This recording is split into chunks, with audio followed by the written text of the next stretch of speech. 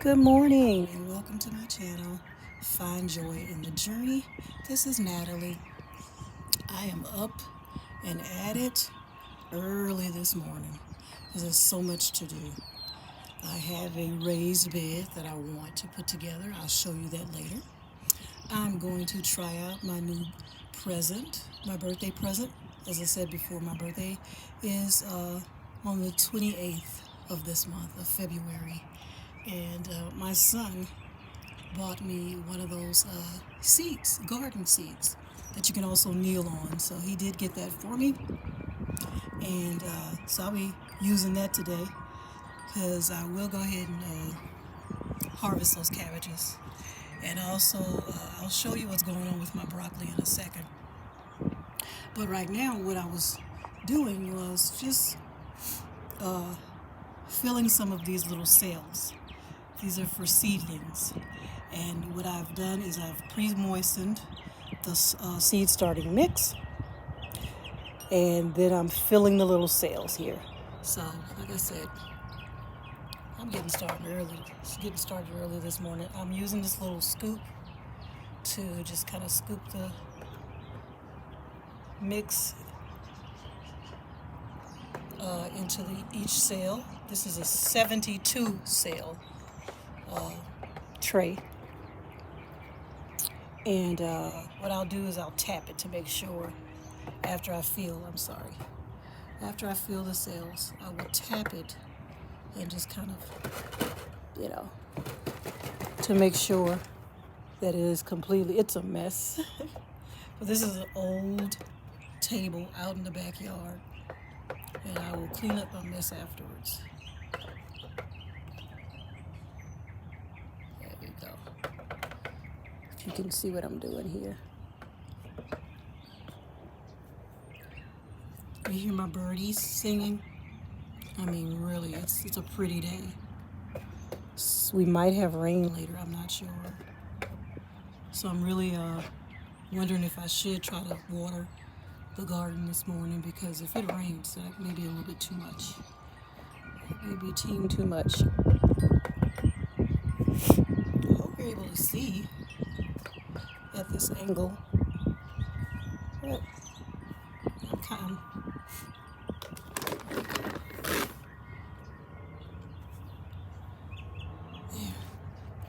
I'm gonna have to mix up some more seed starting mix. I knew it wasn't gonna be enough to fill 72 sales, but I just wanted to go ahead and get started and give it a try. Using it pre-moistened like this is actually the better way to go. One tray I did earlier, the trays or the cells that I have inside, which look great. I wet this the mixture, the soil, but it is, you can tell that you can see how this particular starting mix, it is very light, very fluffy. I'm calling it soil, but from what I hear, it's not dirt. It's a mixture of organic matter that's kind of light, fluffy. It's maybe cocoa coir or let's see, I could probably read on here and see exactly what it is, but there is quite a difference in the texture, in the consistency. I'm trying to do it quickly right now, so I'm not really, oh, there it is. It is mostly sphagnum peat moss, vermiculite, core pith, and lime for pH adjuster, it says. So, no soil whatsoever. It's light and airy, so basically you do need to moisten it. Put it in the trays and then add your seeds. So that's what I'm doing. The ones that are inside, they seem to be growing well. The bell pepper seeds are not sprouting as fast, but I heard that they do take longer to sprout. Also, the little marvel peas they're growing, they're progressing. But those tomato seeds are fantastic. It's to see that progress. It is great. I mean, they're really sprouting up. So I'm really happy about that. Um, I'm gonna finish filling this tray and sign off now.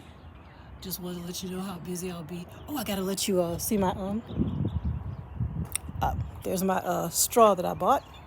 This is actually wheat seeding straw. I'm gonna use that for coverage. Okay, I bought that. See how that works instead of the pine straw. I got some. Let's see here.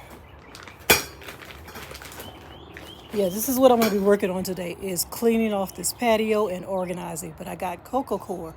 I went to a nursery called Clegg's. The kindest people, so friendly and helpful. I spoke to a gentleman named Mr. Naylor, and he is an older gentleman. He was back there near the seeds. Come to find out, those were his seeds. He's one of the employees there, and he gave me a lot of great information and a fun conversation. So it was my first trip to Clegg's nursery. I know I recorded myself going to Louisiana nursery, but I didn't want to give you more shaky cam footage of me shopping at a nursery. But it would have been great because I had a great conversation with Mr. Naylor concerning how to stake my tomato plants.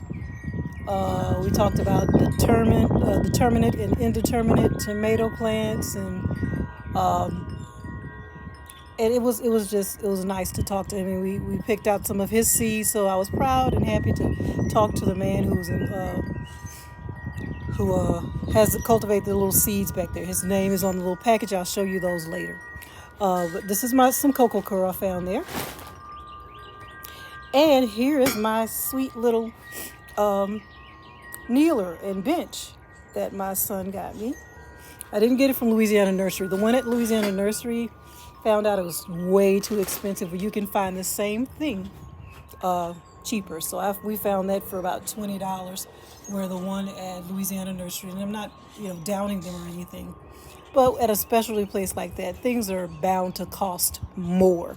So we found one less than that, and we got that. It was about $20. The one at Louisiana Nursery was $49. That's way too much for a bench. It may have been well made, but this one is too, and I'm happy with it. This is my raised bed that I purchased. I actually found this at Walmart, actually in the store. It is a 14-inch 4-in-1 modular metal raised bed, garden bed by Vigo Garden. Okay, I like the 14-inch. They have a 17, I think they have a 1-in-6 modular.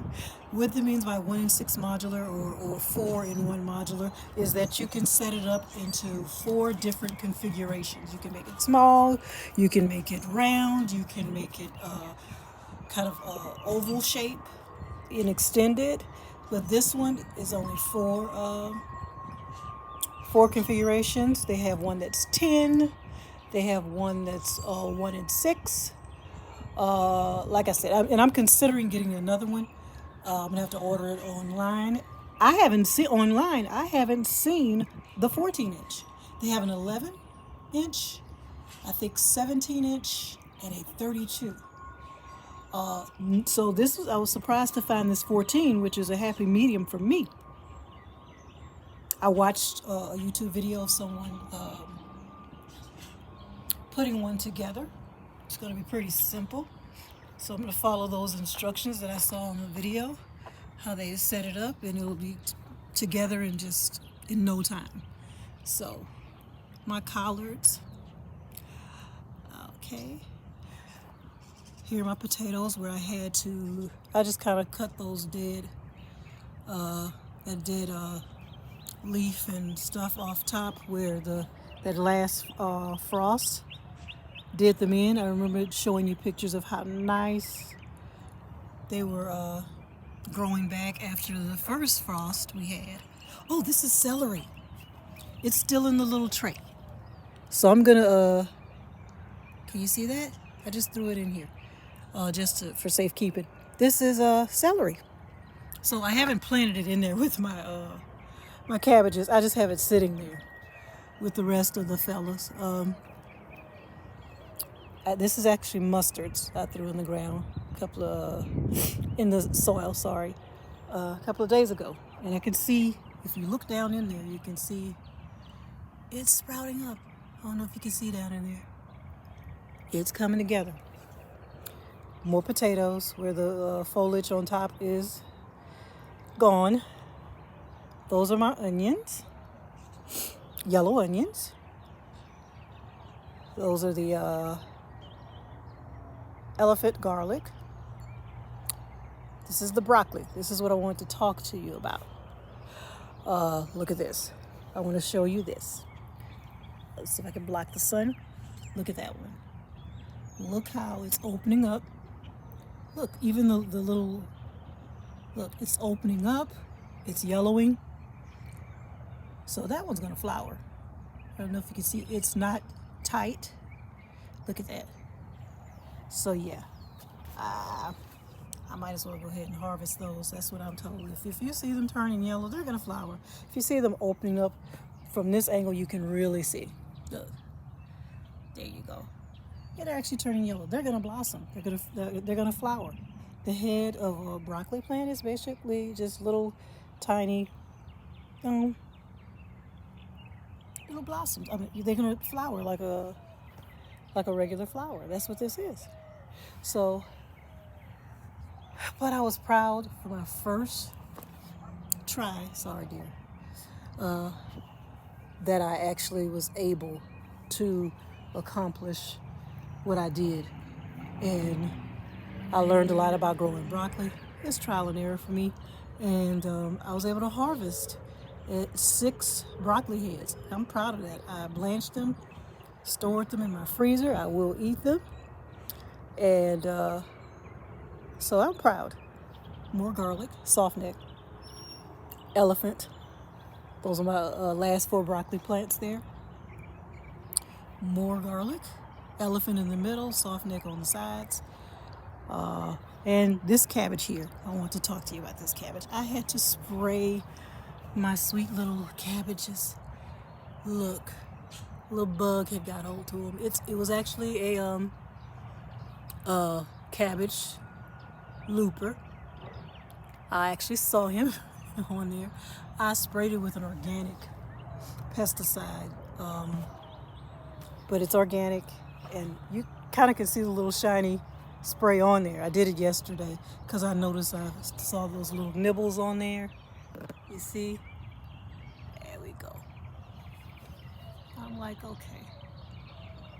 All this time, I know I'm going to have a lot to deal with this spring and this summer with insects. I've kind of enjoyed not having to deal with them all this time, but that's part of gardening.